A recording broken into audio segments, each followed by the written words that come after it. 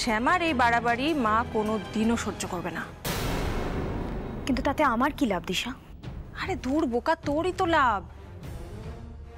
দেখবি যখন ওরা ধরা পড়ে যাবে না, তখন বুঝবি কেন আমি এই কথাটা আজকে তোকে বলছি।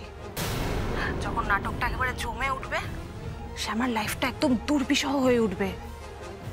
আর শ্যামা কষ্ট পেলে নিখিল তো একটু কষ্ট পাবেই বই কি।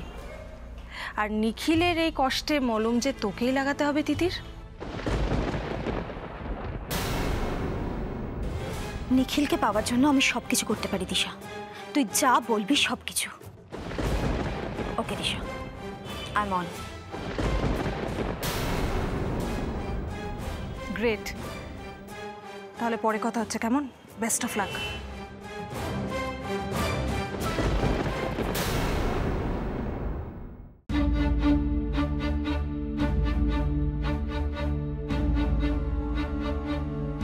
শ্যামা, দরজাটা বন্ধ করুন।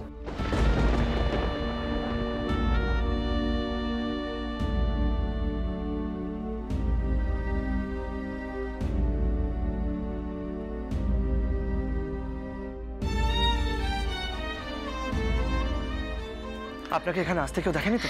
না না ছোট কর্তা, কেউ দেখেনি, কিন্তু আমার খুব ভয় করছে। শ্যামা শ্যামা প্লিজ কাম ডাউন, ভয়কে সরিয়ে দিন, আপাতত নিজের ক্যারিয়ারের প্রতি কনসেন্ট্রেট করুন। আচ্ছা, আপনি কিছু ভাবলেন?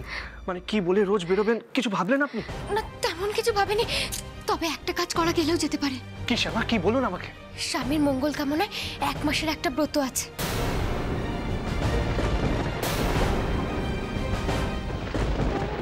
সকালে গঙ্গা স্নান করে পুজো করলে সিঁথির সিঁদুর অক্ষয় থাকে, স্বামীর মঙ্গল হয়। এই কথাটা আমি সবাইকে বলতে পারি ছোট কর্তা? হ্যাঁ হ্যাঁ, সে আপনি বলতেই পারেন, কিন্তু এত সকালে গঙ্গা স্নান এটা আপনি বাদ দিয়ে দিন। আপনি গায়িকা, ঠান্ডা লেগে গলা ধরে গেলে মুশকিল হয়ে যাবে। ঠান্ডা লাগবে না ছোট কর্তা, আর এই ব্রতটা করতে হলে আমাকে স্নান করতেই হবে। তার মানে আপনি আমার কথা শুনবেন না, তাই তো? ছোট কর্তা, এটা আপনার কথা শোনা না শোনা নয়। আমাকে যদি এই ব্রতটা করতে হয়, তাহলে আমাকে স্নান করতেই হবে। আমি ঠাকুরকে নিয়ে মিথ্যা কথা বলতে পারবো না। আচ্ছা বাবা, ঠিক আছে ঠিক আছে, আপনি আপাতত কাল পুজো করার নাম করে মিটিংটা করে নিন, বাকিটা পরে ভাববো। আর হ্যাঁ, অনেক রাত হয়ে গেছে, কাউকে কিছু বলার দরকার নেই। কাল মিটিং করে আসো, তারপর আপনি পুজোর ব্যাপার ব্রতর ব্যাপার সবাইকে বলে দেবেন। ঠিক আছে। শুনুন, বলছিলাম 1 মাস এইভাবেই আমাদের চালাতে হবে, বাকিটা পরে প্ল্যান করছি। আর এই 1 মাসের মধ্যে যদি আপনার নাম ডাক হয়ে যায়, তাহলে আর কিছু লুকিয়ে রাখবো না।